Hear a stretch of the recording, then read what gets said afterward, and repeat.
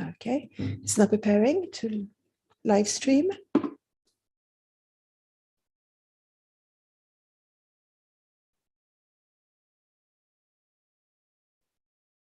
Okay, it's now preparing to.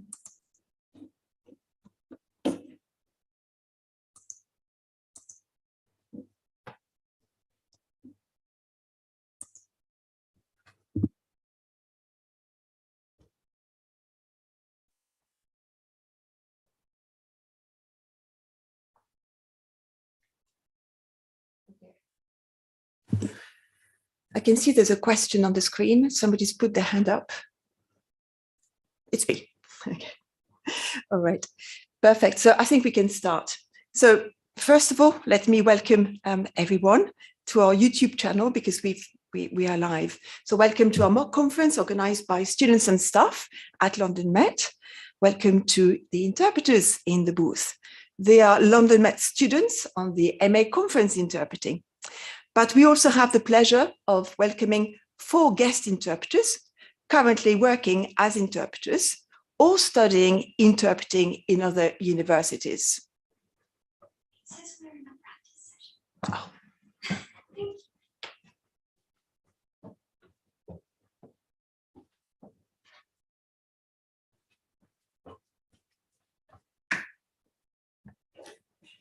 We are live, and I think that you will appreciate that, sometimes there can be some technical glitches. I hadn't started the webinar officially, but had started a live streaming on YouTube.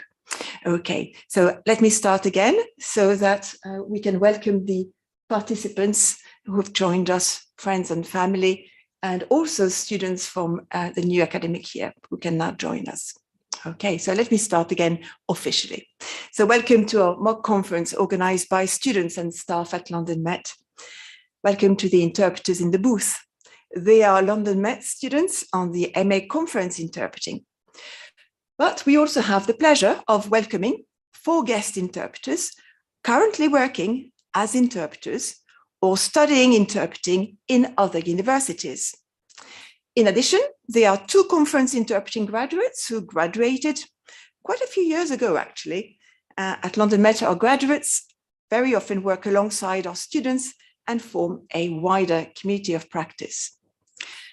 I would like to welcome our guests and graduates who are currently sharing the booth with a London Met student and covering French, Japanese, Italian, and Spanish. It's always a pleasure to welcome them all. I would like to wish a very warm welcome to the conference interpreting candidates who have successfully passed the aptitude test for the MA conference interpreting and who have joined us today. It is the beginning of a new journey, and I hope today inspires them. This mock conference offers 3 levels of participation. First of all, on site, then online in the Zoom webinar, and the participants can actually listen to the interpretation using the globe at the bottom of their screen. And if you click on the globe, you will see all the language channels, and you can then access the language interpretation. And finally, the 3rd level of participation is to connect with us on our YouTube channel, Interpreting at London Met. We've got the hashtag Interpret with Us. So if you are watching live or later on our YouTube channel, welcome to our wider community. We strongly believe that a collaborative approach to interpreting studies is essential to encourage a collaborative mindset that will later on be reflected in the profession. Our approach to learning and leading is inspired by our London Met community of practice for interpreting studies that was initiated more than 15 years ago. It involves many key members that I would like to thank today. First of all, our graduates, also called ambassadors. They support our new students whilst continuing to benefit from the university support. Whilst they continue to benefit from the university support to grow. I would like to thank our tutors who support students through the highs and lows of their interpreting education. A special thank you to Robert Russell, who has joined the staff team. He will deliver the first speech. I would like to thank the speakers who are helping voluntarily, especially Charlize Lubasa, Timo Oltapel, who is here with us today on site, Tamara Smith from the European Network on Statelessness, Philip Lewis, who is a graduate from last year, Natalia Karlina, a current MSCI part-time student, and Dr. Sean Singh-Swen. But there is one person I would like to thank more specifically. Her name is Michalina Ageros. And today we are working in the interpreting suite that was named after Michalina. Michalina trained as an interpreter many years ago in 1957, and she was part of the first cohort of interpreters ever trained in Paris after the Second World War. Michalina was unable to join us today as she's currently slightly feeling under the weather. We would like to wish her a speedy recovery. Together, we learn by caring, giving, and sharing. So now, before we officially begin this conference, I would like to ask all interpreters to turn on their cameras so that we can see the interpretation is delivered by real people and not by machines. So here are the people who are interpreting what we are going to say in the different languages that I will name in a few minutes. We have heard quite a lot about artificial intelligence and machines, machine translation, but I can assure you that the interpreters have prepared very hard for this conference. So I would like to suggest a round of applause for the interpreters, and without them, we wouldn't be able to communicate in our mother tongue.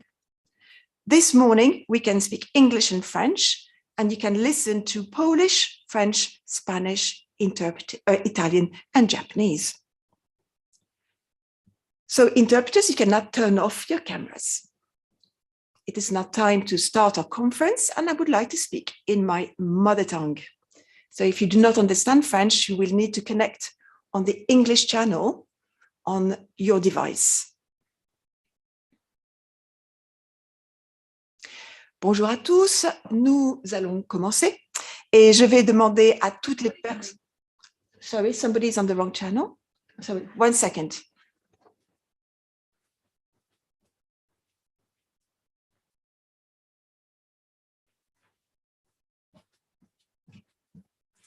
Okay.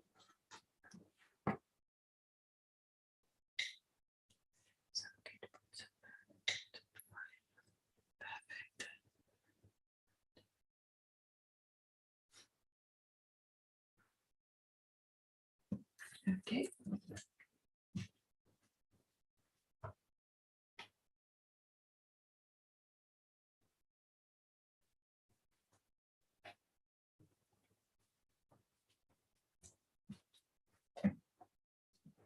Okay, so I think we are all set to start. Bonjour à tous, nous allons commencer et je vais demander à toutes les personnes présentes de regagner leur place, s'il vous plaît. Je déclare la 60e séance du comité sur le statut des femmes ouverte. J'espère que vous avez tous passé une excellente semaine à travers le monde. Et si vous nous rejoignez à distance, je vous souhaite à tous la bienvenue. Je vais commencer par les annonces pratiques. Les langues de travail sont le français et l'anglais ce matin. Et cet après-midi, nous ajouterons l'espagnol, le russe et le chinois. Par contre, vous pouvez écouter l'interprétation vers le français, l'anglais, l'espagnol, l'italien, le polonais et le japonais. Notre comité a été et demeure une grande équipe de travail. L'histoire l'a prouvé et nous allons le prouver une nouvelle fois aujourd'hui. Nous vous avons fait parvenir les documents électroniques qui constituent l'ébauche des rapports qui vont nous être faits aujourd'hui. Le premier point de l'ordre du jour est une intervention du secrétaire général, Antonio Gutiérrez, qui nous a fait l'honneur de sa présence pour l'ouverture de notre séance de travail. Alors, sachez que notre séance ce matin portera plus particulièrement sur la situation complexe des femmes et des filles pendant la pandémie Covid-19 à travers le monde. Nous écouterons un certain nombre d'éminents intervenants ce matin. Notre pause déjeuner durera 1 heure et nous reprendrons à 13h15. Cet après-midi ne sera pas moins inintéressant puisque nous donnerons la parole aux régions et aux sociétés civiles. Je remercie tous nos intervenants qui, par leur présence, vont contribuer à mettre en avant la situation très souvent précaire des femmes et des filles pendant la pandémie. Certains sont présents ici dans cette salle et d'autres sont avec nous à distance. J'aimerais rappeler que tous les intervenants à distance doivent être munis du casque qui leur a été fourni, et ceci pour assurer la qualité sonore de la retransmission. Malheureusement, les intervenants parlant sans casque ou qui n'utilisent pas de caméra qui permet de voir nettement le visage de la personne qui parle ne sera pas interprété. J'aimerais contextualiser notre discussion aujourd'hui, si vous le voulez bien.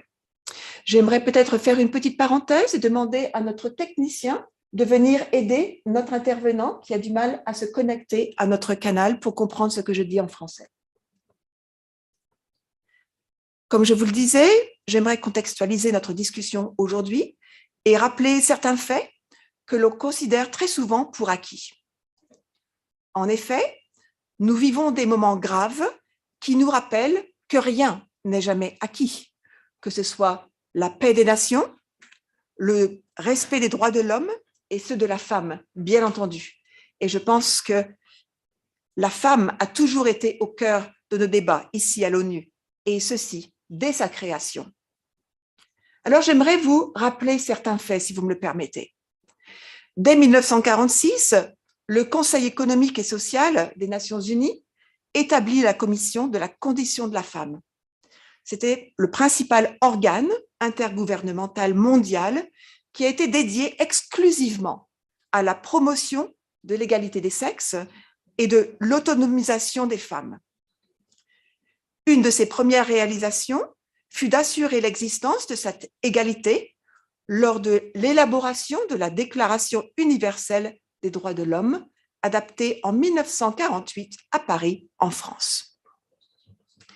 Et puis, il y a eu également l'article 1 de la Charte des Nations unies qui établit que les buts des Nations unies sont les suivants.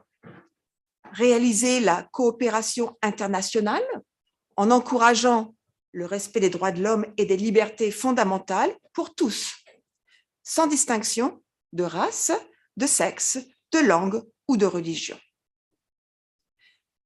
Dès les années 1970, alors que les mouvements féministes prennent de l'ampleur un peu partout dans le monde, eh bien, c'est l'Assemblée générale qui proclame, et ça s'est passé en 1975, nous avons déclaré l'année internationale de la femme. Et cette même année, nous avons également eu le privilège d'assister à la première conférence mondiale sur les femmes. Celle-ci fut organisée à Mexico et elle sera suivie 5 mois plus tard par la proclamation de la décennie des Nations unies pour la femme. Donc, comme vous le voyez, dès le départ, la femme est au cœur de notre débat. En 1979, eh bien, l'Assemblée générale adopte la Convention sur l'élimination de toutes les formes de discrimination à l'égard des femmes. Et cette déclaration, qui comporte 30 articles, est souvent décrite comme la Déclaration internationale des droits des femmes. Et puis, en 1980, 5 ans après la première conférence de Mexico, une conférence mondiale dans le cadre de la décennie des Nations unies pour la femme fut organisée à Copenhague. Mais n'oublions pas 1985, bien sûr. Il s'agit là de la première conférence mondiale à Nairobi qui a permis la naissance du féminisme mondial. Et depuis, nous n'avons cessé d'œuvrer vers l'égalité des sexes à travers le monde, que ce soit par la conférence de Beijing, et Ce comité le prouve par sa détermination et la qualité de son travail à travers les années. Alors, sans plus tarder, j'aimerais donner la parole à notre secrétaire général, Antonio Gutiérrez. Antonio Gutiérrez, vous avez la parole.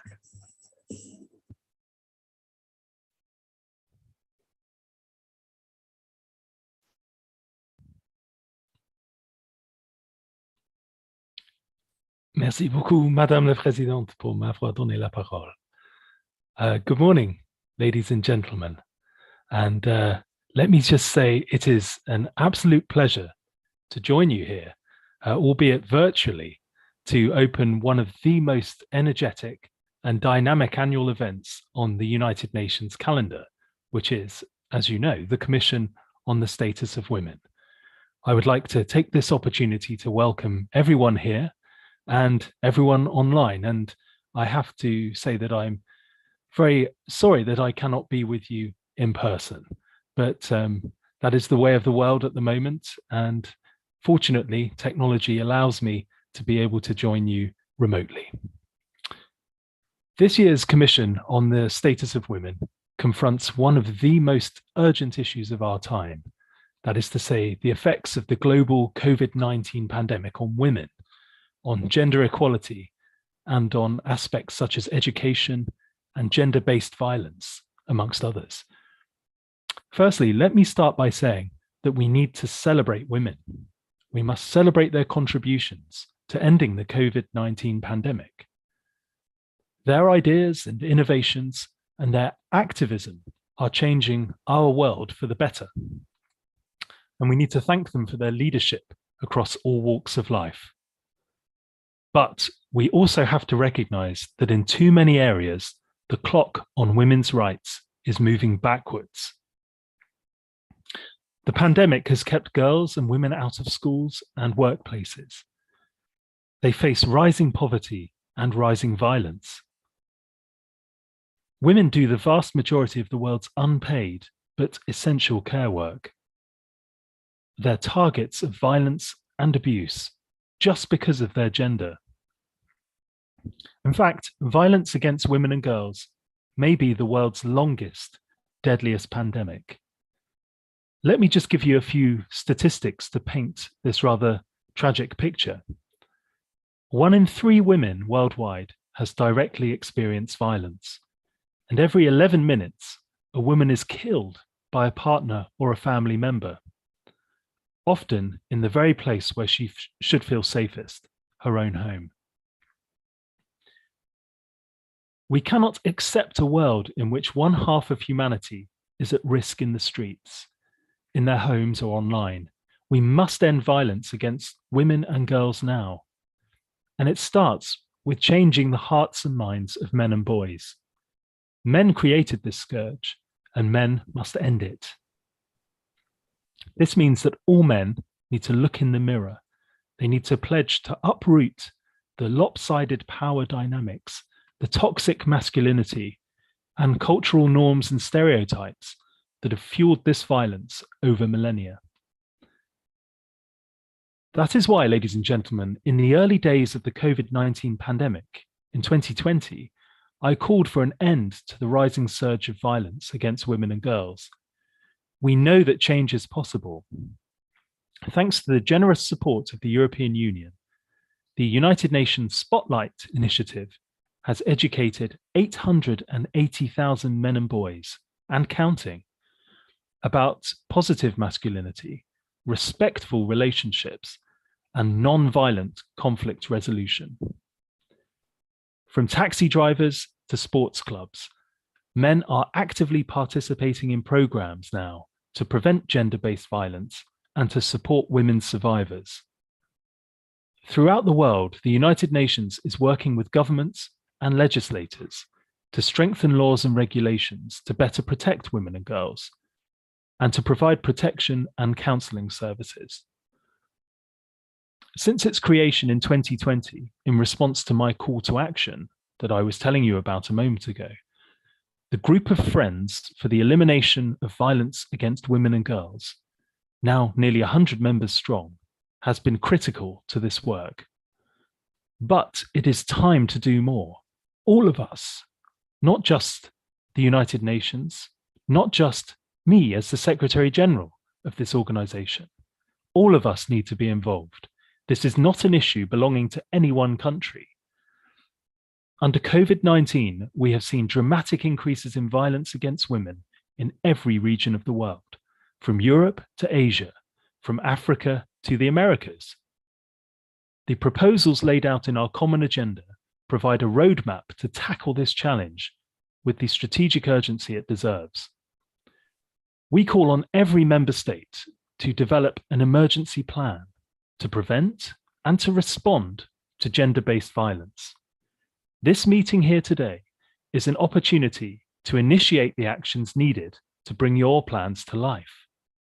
This meeting is an opportunity to coordinate your plans with one another, to draw on the UN's experience and expertise, and to harness the positive models provided by the United Nations Spotlight Initiative.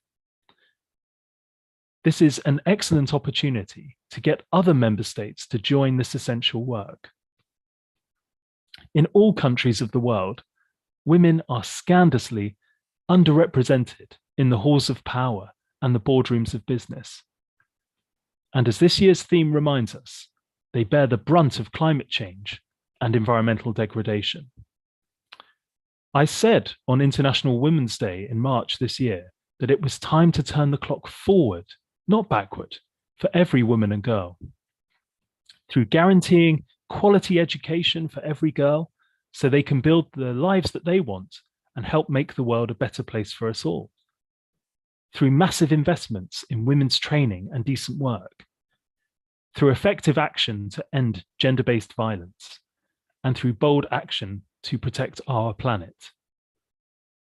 Through universal care that is fully integrated into social protection systems. And through targeted measures like gender quotas, so we can all benefit from women's ideas, from their experience, and from their leadership everywhere that decisions are made. Gender inequality is essentially a question of power in a male-dominated world and a male-dominated culture. These power relations must be reversed. And I would like to tell you a little bit about what we have done at the United Nations, an achievement that I am particularly proud of. Here in this organization, we have achieved gender parity in senior management at our headquarters and around the world. That improves our work and better represents the communities that we serve. Over the past 2 years, gender inequalities and injustices have been highlighted and exacerbated by the COVID-19 pandemic. Millions of women have been thrown out of work, with a crushing impact on their economic and social rights. Millions more have been confronted with an impossible choice, a choice between earning an income or doing unpaid but essential care work. Millions of girls are out of school, many of whom may never return. Tackling these issues requires a united front from all of us. We need to protect hard-won gains on women's rights, whilst at the same time investing in lifelong learning, in healthcare, in decent jobs, and social protection for women and girls. Gender equality and women's rights must be at the very heart of a renewed social contract that is fit for today's societies and economies. What we're seeing, though, is a pushback on women's rights, and we must push back against this pushback. At the global level, my report on our common agenda proposes rebalancing power and resources through a new global deal. And a prerequisite of this new global deal is gender equality. My report proposes a new agenda for peace with the goal of reducing all forms of violence, and that includes gender-based violence, and putting women and girls at the very heart of security policy. I thank women's civil society groups for your important contributions to our common agenda, and I encourage your continued support for our proposals. Meanwhile, let me assure you that the United Nations is working every day to support the participation and leadership of women at every stage of building and maintaining peace. We have reached, more than 1 year ago, gender parity at the level of 190 senior leaders at the United Nations, Under-Secretaries General and Assistant Secretaries General. But more needs to be done. We need more women environment ministers. We need more female business leaders, more women presidents and female prime ministers. They can push countries to address the climate crisis. They can develop green jobs and build a more just and sustainable world. We cannot emerge from this pandemic, ladies and gentlemen, with the clock spinning backwards on gender equality. We need to turn the clock forward on women's rights. The time is now. Thank you very much, and I wish you every success with your meeting today.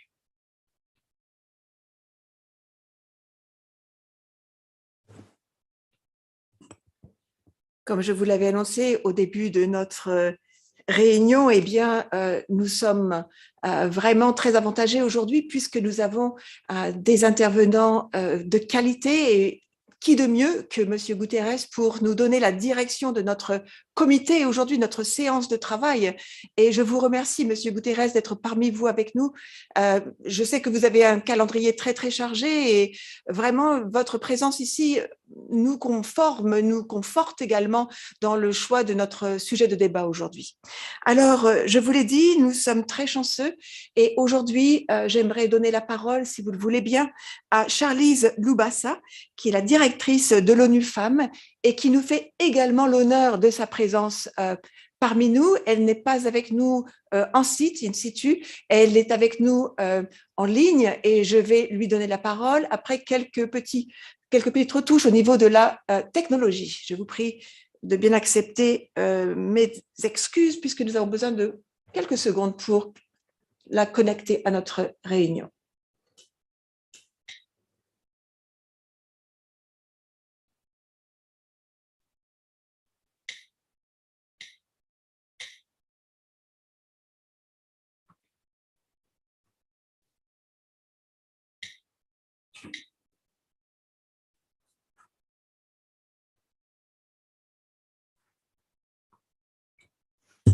Ok, je vois que Charlize Loubassa est connectée avec nous. Je lui donne maintenant la parole.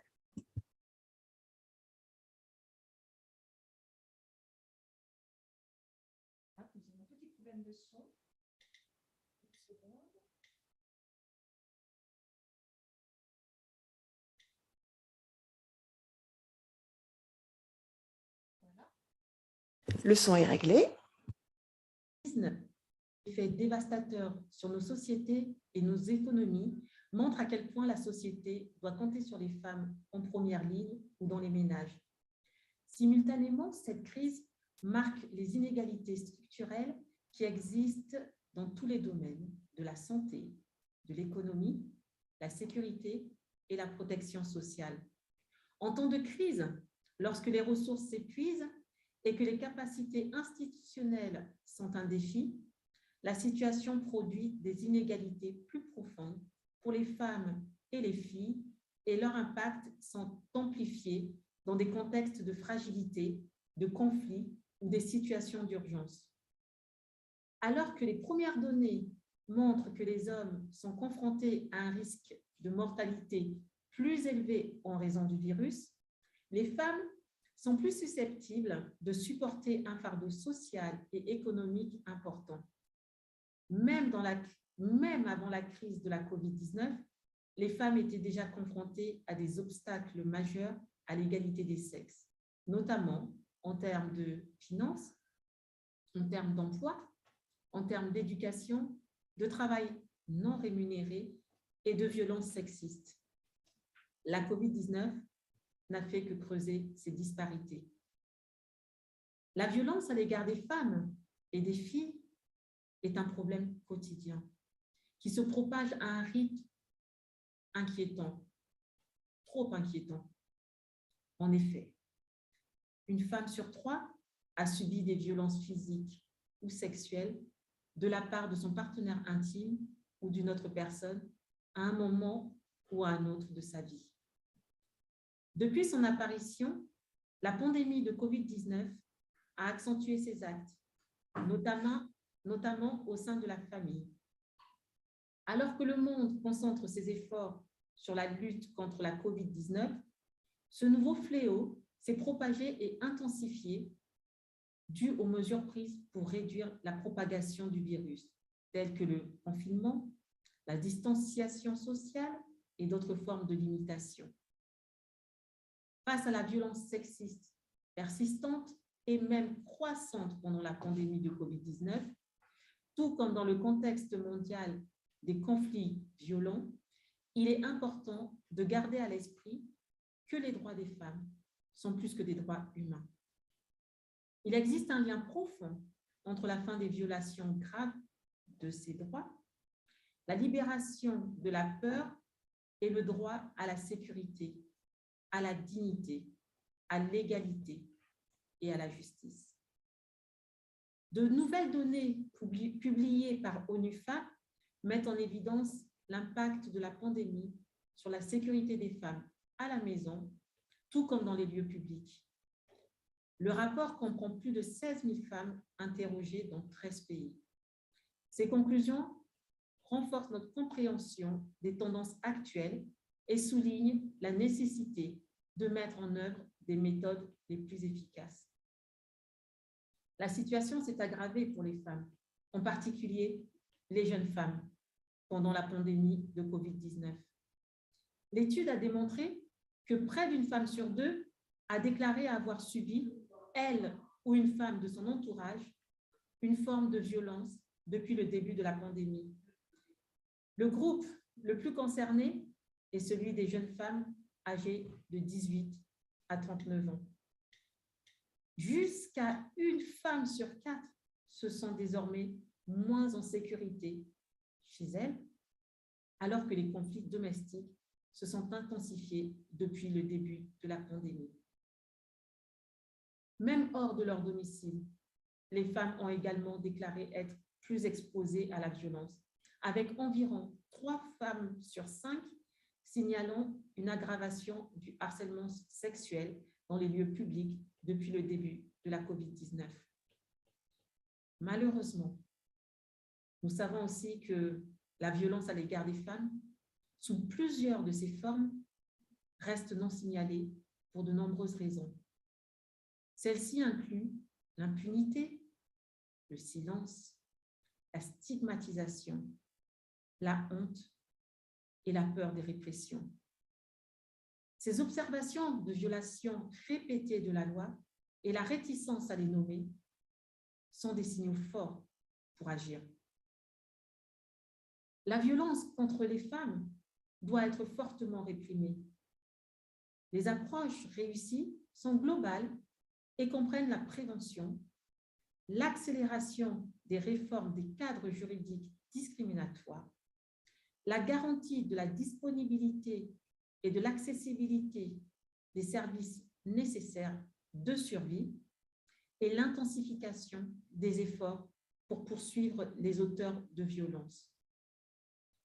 Depuis le début de la pandémie, ONU Femmes a encouragé la communauté internationale, le gouvernement, le secteur privé et la société civile à donner la priorité à la prévention de la violence à l'égard des femmes et des filles. Déclarer des services destinés aux victimes de violences faites aux femmes comme essentiels. Maintenir ces services à distance et promouvoir la tolérance zéro à l'égard de la violence à l'égard des femmes pour sensibiliser le public. Le secrétaire général des Nations Unies, Antonio Guterres, a fait preuve de leadership en aidant les États à faire de la prévention de la violence à l'égard des femmes une partie intégrante de leur plan d'action national face à la pandémie. Il a lancé une stratégie financer, prévenir, répondre, collecter, visant à promouvoir les efforts politiques dans la lutte contre les violences sexistes afin que les États accordent la priorité au financement des services de base et augmente le financement flexible pour les organisations de femmes. Prévenir la violence à l'égard des femmes grâce à des politiques de tolérance zéro et à des campagnes d'application de la loi. Adapter les services au contexte de la pandémie et la collecte de données pour améliorer les services et les programmes sur la violence sexiste. Cette stratégie est une plateforme commune pour l'ensemble du système des Nations Unies. Aussi, dans le cadre de l'initiative Spotlight, initiée en 2020, des résultats encourageants ont été obtenus dans 25 pays. Plus de 650 000 femmes et filles ont accès à des services de lutte contre la violence sexiste, malgré les restrictions liées à la pandémie. Nous avons également constaté une augmentation de 22% des poursuites contre les auteurs d'actes de violence, 84 lois et politiques ayant été adoptées ou appliquées. Bien que la pandémie de Covid-19 donne une impulsion indispensable à ce problème, il reste beaucoup à faire. Il reste encore beaucoup à faire. La violence à l'égard des femmes est une pandémie bien avant l'apparition de la Covid-19. La cause n'est pas le virus lui-même ou le résultat de la crise économique, mais un déséquilibre de pouvoir et de contrôle. Ce déséquilibre est causé par les inégalités entre les hommes et les femmes, les comportements et les croyances biaisées, les stéréotypes de genre, les comportements sociaux qui approuvent et perpétuent la violence et les abus, et les structures sociales qui créent l'inégalité et la discrimination. Si nous voulons éliminer la violence à l'égard des femmes, nous devons élaborer des approches stratégiques à long terme qui s'attaquent à ces facteurs. Avec les nouvelles opportunités qui se présentent, nous veillerons à ce que les droits des femmes, l'égalité des sexes et la fin de la violence à l'égard des femmes soient au premier plan de notre travail sur l'agenda 2030. Et en tant que piliers fondamentaux du programme conjoint du secrétaire général des Nations Unies, il est insupportable que les femmes et les filles de tous les pays doivent encore se battre pour exercer pleinement leurs droits fondamentaux. Cela doit changer.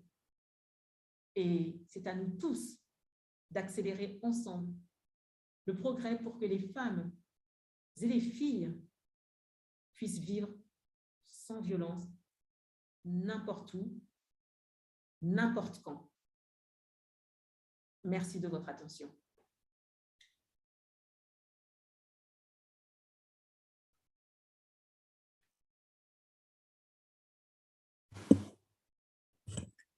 Je remercie Charlize Loubassa, présidente de l'ONU Femmes, pour ce discours qui nous donne beaucoup de force, une grande motivation pour notre séance de travail aujourd'hui. Et je pense que le travail qu'a fait ONU Femmes est indiscutable. Nous en avons la preuve tous les jours. Mais comme Charlize nous l'a dit, eh bien, il reste encore beaucoup à faire et c'est à nous tous de nous apprêter à suivre ce chemin qui n'est pas toujours facile pour essayer d'enlever un sentiment de vulnérabilité. Ce mot vulnérabilité, c'est le mot qui me vient à la bouche après avoir entendu ce discours. Oui, il y a des violences contre les femmes et les filles. Oui, il y a un grand nombre de victimes partout à travers le monde, que ce soit en Europe ou sur les 5 autres continents. Mais je pense que le mot-clé, c'est cette sensation de vulnérabilité lorsque l'on est une femme ou une fille. Et c'est ce que nous devons changer, les stéréotypes tout en particulier.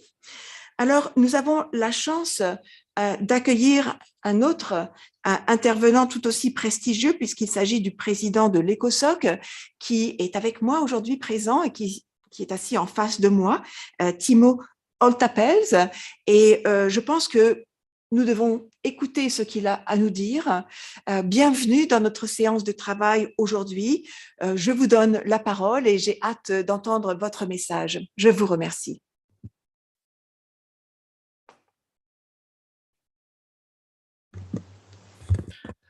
Merci beaucoup, Madame Présidente. Mr. Secretary General, Excellencies, fellow delegates, and every member in the working meeting, good morning to all of you. On today's 67th session of the Commission on the Status of Women, I am afraid that in capacity of President of the UN Economic and Social Council, I have yet again to voice the wide-felt anger, frustration, invalidation, and backward trends to the status of women today. I am sharing the frustration amongst colleagues, our mothers, aunts, sisters, and daughters and granddaughters.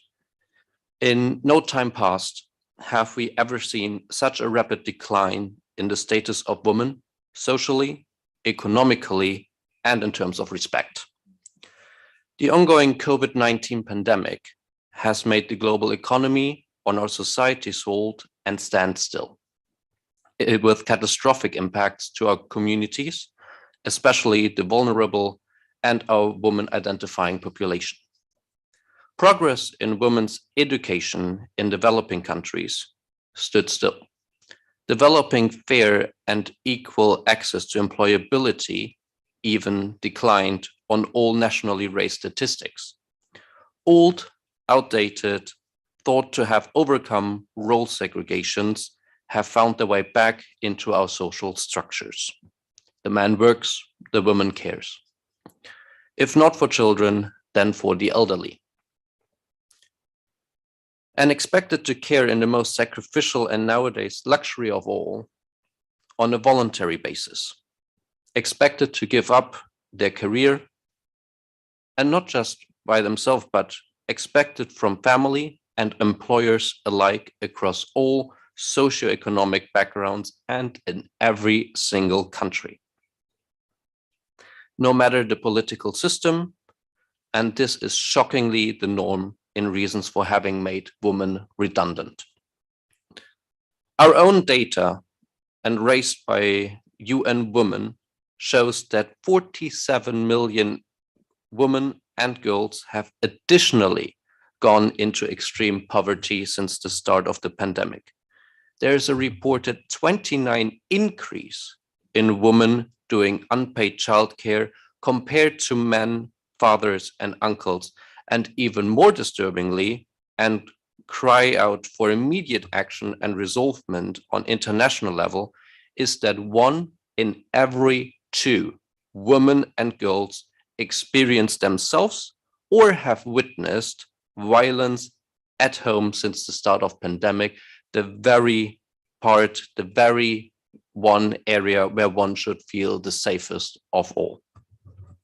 This is a crisis on the developed progress of our women identifying fellow humans and a crisis for the set equal agenda we are trying to push in our sustainable development goals. We are in many areas progressive and proactively changing and restructuring our cultures and social areas. But in this crucial and vital SDG and human rights, where are we? We are in many areas of women's emancipation, women's equality, women's empowerment, and women's dignity in a worsened state we have not been in since the last 20-odd years. Now let's see. In less than 2.5 years of the pandemic, our progresses, our goals, our visions have been shattered and sent back in history by nearly a quarter of the century, and that's only in the best cases. If this is not a crisis, what is? And those are only based by the known numbers so far, without taking into account the black numbers. There's a reason why we set as the 5th SDG gender equality. It is on the 5th place as it is one of the most impactful development goals to achieve in order to truly develop our global communities. Women are most often the drive and the heart of the communities we need to reach across all goals, and not just have our fellow members of society with us, but on board. We need women to really adequately provide proper education, not just in matters academic and healthcare related, but in terms of empathy as well. Now, with the old barriers and roles re-emerged, our goals in reaching the Sustainable Development Goals until 2030 will not be possible. In fact, a UN Women's Report from 2021, in the height of the second/third wave of the newly COVID variant spreading, tells us, and I quote, "In the current situation of the UN women's work disrupted, we will most likely see Goal 5 reached by earliest 2040, in optimistic terms," quotation ends. We simply have to do better and build back a better, resilient society. We were all faced with a lesson. I'm afraid to say we all failed its test as a humanitarian, intergovernmental, and interpolitical global organization. Now let's do the homework. Let us together work on minimalizing the effects and impacts. Let us build back better. Look around in this room, virtually and present, and across our communities. We all are able to bring something to the table. Every little counts. We fulfill a rare non-political, but a pure humanity-focusing goal: gender equality. A simple word, a simple context, but so hard to achieve. Gender equality, still discussed in the 21st century of modern times today. Discussed. Let's put an end to it. Let us get rid of it by achieving what our mothers, aunts, sisters, daughters, and granddaughters not yet fully have. There are no second-class citizens on this world. There are only humans. Then why are we classifying ourselves? Let us now achieve it, because tomorrow it will not just be too late, but so many more thousand innocent women and children are exploited, disrespected, and marginalized. This needs to stop today. Your Excellencies, esteemed delegates, let us act now. We have the power. It will not be the end of all problems. What will be? But it will be the start of the end of the fight. We have to learn from the past. And as the saying goes, when one doesn't see the past, one is damned to live through it again. And I think we all have suffered enough to do that. We have to learn from the past. And the past of women's emancipation and dignity is a road of blood, a road of shame, a road of toxic and fragile masculinity. Let us see the beauty of all human beings, and let us treat each other with the dignity and respect and gratitude we should always interact with each other. Not just here, not just in ECOSOC, not just here at the UN, not just here in the developed world, but everywhere. You have the future in your hands, in literally your pens and in your minds. We know that the sky is not the limit because there are galaxies upon us. So why should we limit ourselves to the skies? Let's reach higher because we can and we have to. What are we waiting for? Thank you.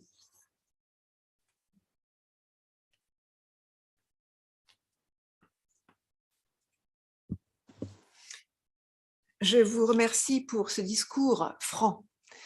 En tant que femme, et j'apprécie votre franchise, votre honnêteté par rapport à tout ce qui a été accompli par les Nations Unies. Mais comme vous le dites si bien, nous avons pris du retard et nous reculons. C'est vraiment le drame du travail que nous avons fait sur la condition de la femme, sur l'égalité des sexes et sur l'ODD numéro 5 qui nous préoccupe tant.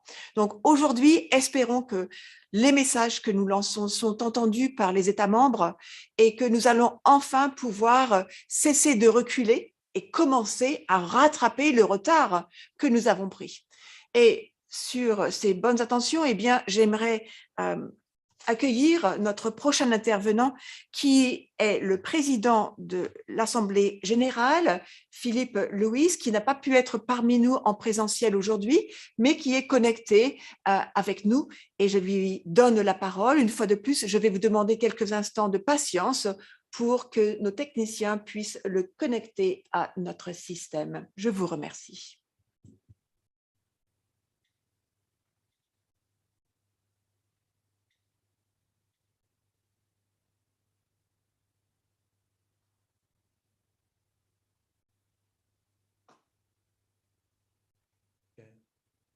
Secretary General, members of the Commission, ladies and gentlemen.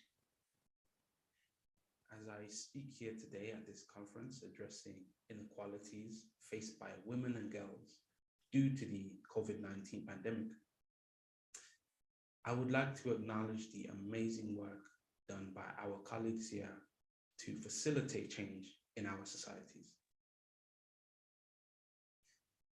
As we enter into our third year of the coronavirus pandemic, we now begin to see the long-term effects the pandemic has had on the global economy.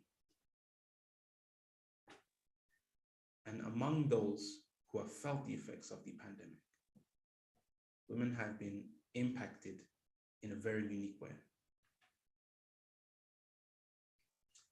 In all sectors and areas of our society, gender inequalities have been amplified by the economic shock of the pandemic. Among these, the particular area I would like to address are those that appear in the workplace and in employment. It is important to acknowledge that a large number of the obstacles facing women in the workplace predate the coronavirus pandemic. And while progress has been made regarding gender equality, the pandemic has created new gaps and challenges that we must overcome. In terms of employment, before the pandemic, women were still more likely to be unemployed than men. In some parts of the world, women's unemployment rate was double that of men. 32% of sexual harassment that women in the EU experience happens in the workplace. In addition, women carry out 3 times more unpaid work than men. Looking at these statistics alone, we can see that the workplace and employment sectors are already areas that are challenging for women in our society. These are just some of the issues women already face in our workplaces and employment. However, due to the pandemic, a large number of these issues have worsened and have a direct impact on all areas of our society. The economic impact of the pandemic is something that we have all felt. Around the globe, markets and supply chains have been disrupted, and businesses have been forced to close. Millions have lost jobs and have had to rely on social protections. However, women globally earn less than men do. This is because of gender-based inequalities, and also have less savings than men. More women work in positions that face job insecurity, and have less access to social protections than men. In many countries, the sectors that saw the first spike in layoffs were sectors where women hold the majority. Taking this into consideration, it's clear that the economic impact of the pandemic will affect women unevenly. The coronavirus pandemic has made it clear how essential unpaid work is in homes all over the world. With lockdowns being implemented, more of us are in our homes for longer. Things such as childcare, domestic work, and care of elderly are disproportionately handled by women in households. With the coronavirus creating an increased need for unpaid work, these women are made to carry the physical and psychological burden of this extra work. This also affects young women and girls, as statistics show that they too spend more time with domestic work, things such as chores, etc. This has a knock-on effect to their education and, as a result, their employability. We see here another example of how women are uniquely affected by the coronavirus pandemic in terms of work. As a global community, we have the responsibility to improve our workplaces for women. We have the choice to create solutions for these issues. However, the longer we wait, the worse the situation will become. According to research, hesitation to act on issues of gender inequality can cost countries trillions of dollars to their GDP. Therefore, it's essential that we act now. I would like to suggest some potential solutions to some of the issues women face in the workplace. Firstly, I suggest that we make reforms to our social protections that include the perspective of women. With more women involved in these social reforms, I believe that we can create new policies that will provide more help to more women.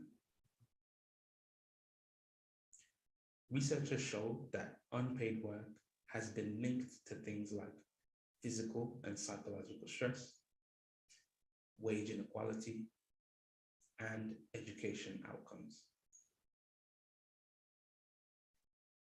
By improving inequality in unpaid work, we can improve the workplace for women.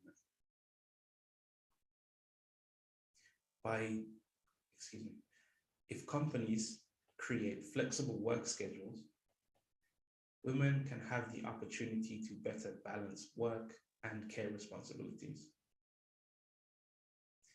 In addition, I believe providing more health services to those facing stress from unpaid work can help manage some of the negative effects. Lastly, if we expand social protections to help women facing unemployment and job insecurity, I believe we can help women better face the economic damages caused by the pandemic. So, to conclude, while progress has been made with gender inequality, there is still much work to be done. For women in the workforce, the pandemic has worsened existing issues and created new issues. We must work collectively to improve society for women if we hope to truly recover from this pandemic. I believe that this can be done with hard work and by listening to the opinions and perspectives of women in our society. Thank you.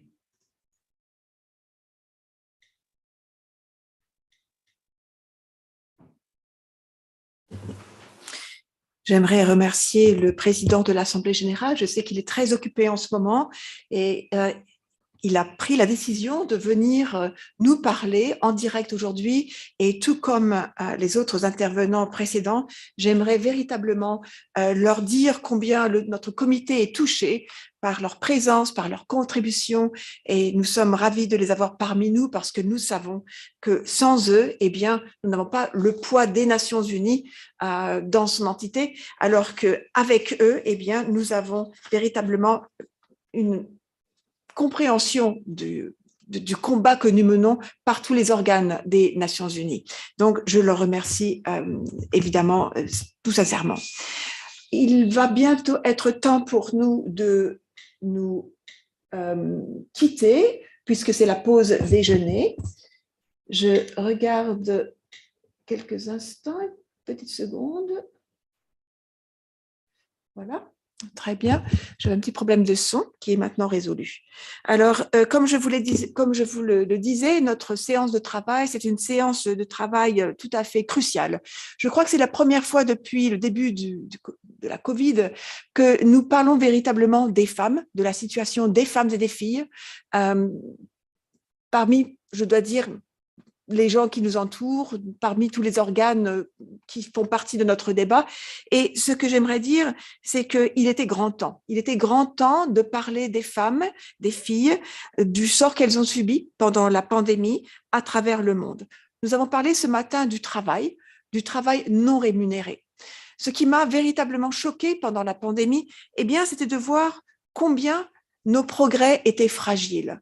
Dès que le confinement a été annoncé dans de nombreux pays, eh bien, tout de suite, sans même en discuter, les femmes se sont retrouvées positionnées là où elles étaient dans les années 30, dans les années 40. Tout de suite, on attendait d'elles de s'occuper des enfants, de parer à leur éducation puisque les écoles étaient fermées. On attendait d'eux qu'elles préparent à manger, le dîner, le déjeuner, le petit déjeuner, qu'elles fassent la vaisselle et que si elles travaillaient, eh bien, en plus de tout ceci, elles allaient trouver un petit coin de la maison pour avoir un ordinateur et donc en seconde priorité de faire leur travail professionnel.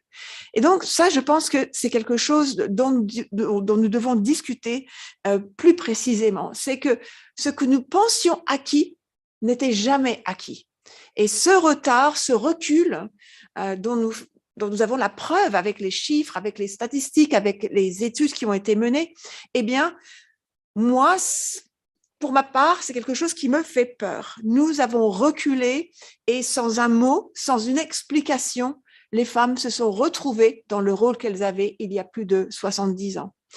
Le travail non rémunéré, eh bien, c'est quelque chose dont nous avions parlé même avant la Covid, puisque nous savons que les femmes sont au cœur de la santé, que ce soit pour les enfants malades, que ce soit pour la génération au-dessus d'elles, c'est-à-dire les parents et les grands-parents. Nous savons que le coût des maisons de retraite, par exemple, ou des soins médicaux sont très élevés et qu'en général, pour éviter ces coûts, eh bien, ce sont les femmes qui essayent de prendre sur elles à nouveau et d'effectuer tout ce travail supplémentaire.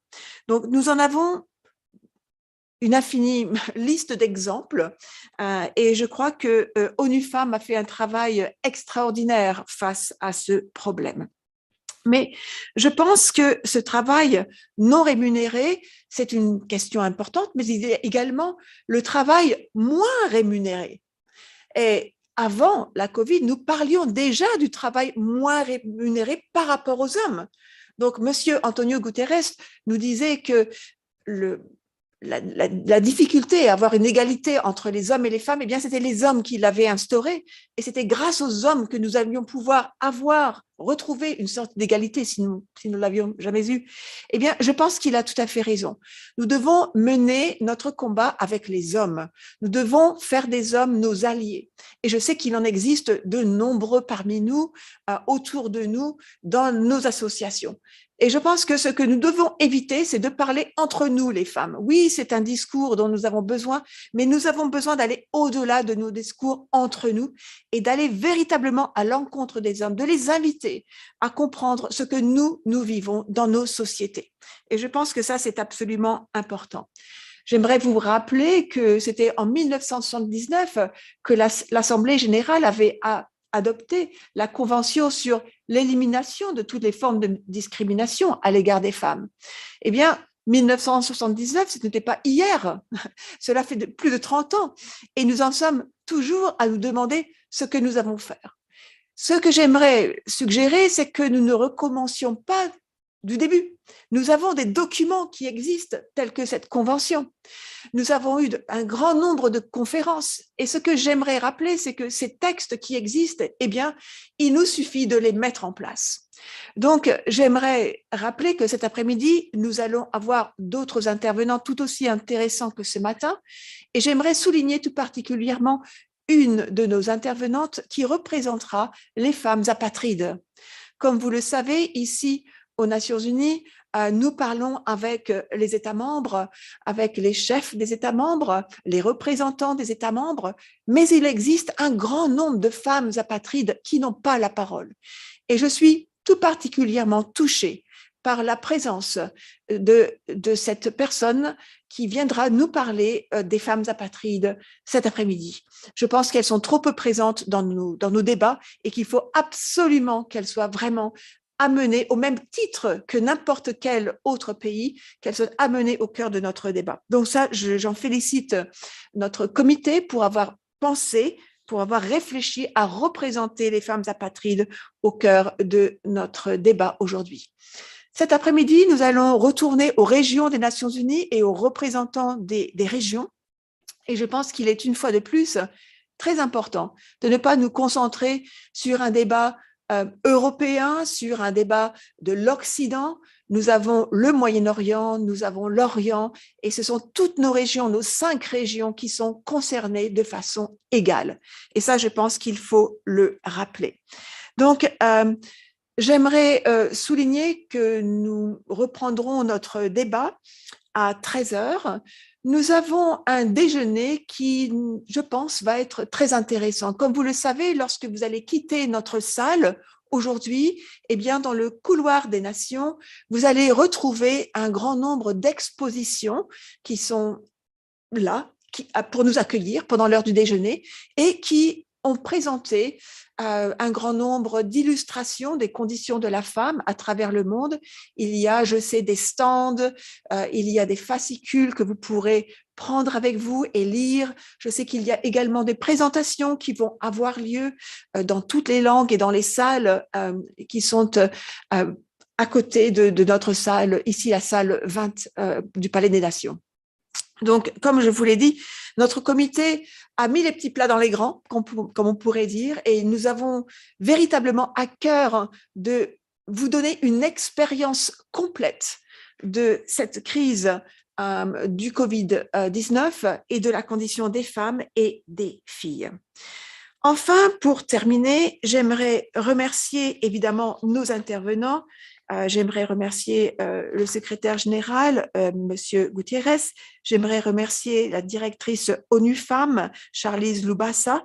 J'aimerais également remercier Philippe Lewis, le président de l'Assemblée générale, et également Timo Oltapels, qui est présent avec moi aujourd'hui, président de l'ECOSOC. Sans plus tarder, je sais qu'ils ont beaucoup à faire et je sais qu'ils vont nous quitter, mais je sais qu'ils seront très présents avec nous aujourd'hui. Comme vous le savez, notre réunion, notre session de travail est retransmise en direct sur YouTube. Nous sommes véritablement conscients que peu de personnes peuvent venir à Genève, ici, et qu'il est très important que notre travail soit accessible à toutes les femmes et les filles qui peuvent avoir accès à notre travail, que ce soit en direct aujourd'hui ou en rediffusé plus tard. L'enregistrement de notre séance de travail sera disponible de façon permanente sur notre sur notre chaîne YouTube. J'aimerais maintenant clôturer, si vous le voulez bien, notre séance de travail pour ce matin. Une fois de plus, j'aimerais féliciter les intervenants. J'aimerais également féliciter les interprètes qui ont travaillé avec nous aujourd'hui. Et dans le cadre de notre remise en valeur des interprètes, j'aimerais qu'ils allument leur caméra pour que nous puissions voir qu'une fois de plus, il ne s'agit pas de machines qui interprètent ce que nous disons, mais qu'il s'agit là vraiment de personnes qui travaillent dur pour que nous puissions communiquer dans toutes nos langues. Donc, messieurs et mesdames les interprètes, nous vous félicitons pour ce matin. Nous vous demandons d'allumer vos caméras pour que nous puissions vous féliciter. Je vous remercie.